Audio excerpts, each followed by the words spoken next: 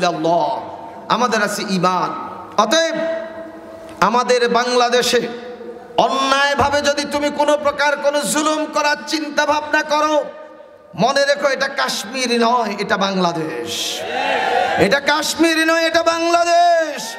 বাংলাদেশের আনাচে কানাচে, অলিতে গলিতে, অজপাড়া গায়ে শহরে, সব জায়গাতে এমন কিছু দেশপ্রেমিক ইমানদার বান্দারা আছে, যদি ভারতীয় সৈন্য বাংলাদেশে প্রবেশ করে, বাংলাদেশ থেকে তাদেরকে বেরিয়ে যেতে দেব না।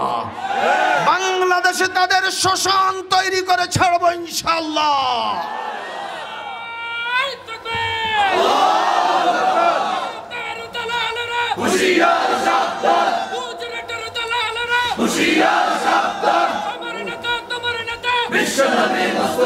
মাশাআল্লাহ, মাশাআল্লাহ, আলহামদুলিল্লাহ, আলহামদুলিল্লাহ। আল্লাহ আপনাদের ঈমানকে কবুল করে বলে আমিন। আমরা আব্দুল্লাহ ইবনে হুযাফা রাদিয়াল্লাহু তাআলা আনহুর মতো ঈমানদার হতে চাই। তারা যেভাবে দ্বীনি দাওয়াতি কাজ করেছেন, ইকামতে দ্বীনের কাজ করেছেন, দ্বীন প্রতিষ্ঠার কাজ করেছেন, আমরা সেটাই করব ইনশাআল্লাহ। প্রিয় বন্ধুগণ, এবার আপনি রাজনৈতিকভাবে যেই দল করেন, আমি কোনো দলের ব্যাপারে কিছু বলে দিই। আমি মুসলমানদেরকে আহ্বান করেছি আমাদের ইকামতে দ্বীনের কাজ করতেই হবে। এবার আপনি যদি আওয়ামী লীগ করেন, আপনি যদি বিএনপি করেন, আপনি যদি জামাত করেন, আপনি যদি জাতীয় পার্টি করেন, আপনি যে রাজনীতি করেন, আপনি নিজে মিলিয়ে দেখবেন আপনি কি ইকামতে দ্বীনের কাজ করেন কিনা। যদি করেন ওয়েলকাম, আর যদি আপনি কাজ না করেন তাহলে মনে করবেন যে আপনি ফরজ তরক করছেন, আর সেই কারণে আপনাকে জাহান্নামে যাওয়া লাগবে। ঠিক না ভাই? ঠিক। তা আব্দুল্লাহ ইবনে হুযাফা কি ইচ্ছে, কথা কই শেষ করে দিতেছি। আব্দুল্লাহ দেবেন, খুশি হলাম, কিন্তু আমি আপনাকে চুমু দেব না। কয়জন? 3 জনকে মারছেন, এখনো 197 জন আছে। 197 জনকে যদি আপনি মুক্তি দেন তাহলে আপনার কপালে চুমু দেবো, নাইলে চুমু নাই। বাদশাহ ঠেলার লগে বলছে যাও, 197 জনকে মুক্তির ঘোষণা করলাম। আব্দুল্লাহ ইবনে হুযাফা চিন্তা করলেন আর দেরি নেই, সাথে সাথে চুমু মেরে দিছে কপালের মধ্যে। তোমাদের মতো বীর পুরুষের চুমু যদি আমার কপাল লাগে তাহলে আমি ধন্য হব। সুবহানাল্লাহ পড়েন। এরপর আব্দুল্লাহ ইবনে হুযাফা আবার বাদশার মতিগতি কি হয়, এই ঠেলার লগে এই চলো, আমাদেরকে মুক্তি দিয়েছে বেগুন, চলো।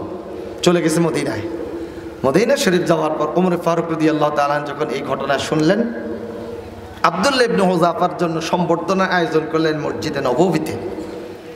কোনো ফুল নয়, কোনো টাকা নয়, অন্য কোনো কিছু নয়। হে আল্লাহ রাসূলের প্রিয় সাহাবীরা, চুমুর বিনিময়ে 197 জন সাহাবী মৃত্যু থেকে মুক্ত হয়ে আসছে। অতএব সেই নেতা আব্দুল্লাহ ইবনে হুযাফার কপালের মধ্যে প্রত্যেকে একটা একটা করে চুমু দাও। সুবহানাল্লাহ বলেন। আল্লাহ রাসূল সাল্লাল্লাহু আলাইহি ওয়াসাল্লাম যে উদ্দেশ্যে পৃথিবীতে এসেছেন, দিন কায়েম, আজকে কোথাও দিন প্রতিষ্ঠিত নাই। দিন প্রতিষ্ঠিত না থাকার কারণে ছিনতাই, রাহাজানি, ডাকাতি, জেনা, ব্যভিচার, দর্শন, হত্যাকাণ্ড এগুলো চলছেই চলছে। ঠিক না ভাই? ঠিক। এগুলো বন্ধ করা যাবে না। যদি আপনার দিনটা কায়েম হয়ে যায় তাহলে শাসনটা চলবে কোরআন দিয়ে। অজ্ঞাত ধরা পড়ছে গিয়ে খুন করছে, ব্যাস আদালতের মধ্যে থাকবে আঙ্গমতে মোল্লা মৌলবীরা। কোরআন দিয়ে বিচার হবে। যে সাক্ষী প্রমাণ ওকে হয়ে গেছে কারবার, হ্যাঁ, আল্লাহ পাকের আইন অনুযায়ী নির্দেশ দেওয়া হচ্ছে আগামী শুক্রবার অমুক মসজিদের সামনে তাকে কতল করা হোক, তার কেসাস রায় দিয়ে দেওয়া হলো। আর কোনো আপিল টাপিল নেই, আর কোনো কারবার নাই। এবার শুক্রবার জুমার দিন খতিব সাহেব ঘোষণা দিয়ে দেবেন আদালতের রায় এসেছে, অমুকের পুত্র অমুক, আজকে তার মৃত্যুদণ্ড কার্যকর করা হবে। অতএব আপনারা যারা যারা দেখতে চান মসজিদের বাহিরে জুমার পরে থাকবেন, সব থাকে হ্যান্ডকাপ পিছনে, হাঁটুর উপর নতজানু করে, এরপরে দাঁড়া করা, এরপরে কল্লাটা সামনে থাকে, জল্লাদ ধারালো একটা তলোয়ার নিয়ে আসবে, এরপরে এক কোপে ঘাড়ের মধ্যে একটা কোপ দেবে, দেহটা একদিকে চলে যাবে, মাথাটা একদিকে চলে যাবে। যারা এই অবস্থাটা দেখে এবং টেলিভিশনে দেখায় দেয়, ওইভাবে টেলিভিশনে দেখে, আপনি বলেন এরা কি কোনোদিন আর কোনো খুন খারাপি করবে? জানার ব্যভিচার, জানা ব্যভিচারের বিচার মিয়াতা জাল দেয় 100 বেত্রাঘাত। যদি শুধু এক জোড়া জানা ব্যভিচারীরে প্রকাশ্য 100 ডোররা মারতে মারতে মারতে মারতে কত 40-50টা খাইতে পারবে, এরপর তো মরিয়ে যাব। বাকিগুলো কবরের উপর মারা হবে। এরকম যদি 2-4টা বিচার বাংলার জমিনে হতো, তাহলে কোনো যুবক, কোনো অসভ্য, কোনো মেয়ের দিকে ডরে ভয়ও জেনা করন তো থাক দূরের কথা, নজর দিয়ে চাইলেও করা, ঠিক না বেঠিক? তাহলে ইসলাম যেখানে, ইসলাম প্রতিষ্ঠা হলে সেখানে কি শান্তি না অশান্তি? আজকে কি সেই দিন কায়েম আছে? নাই।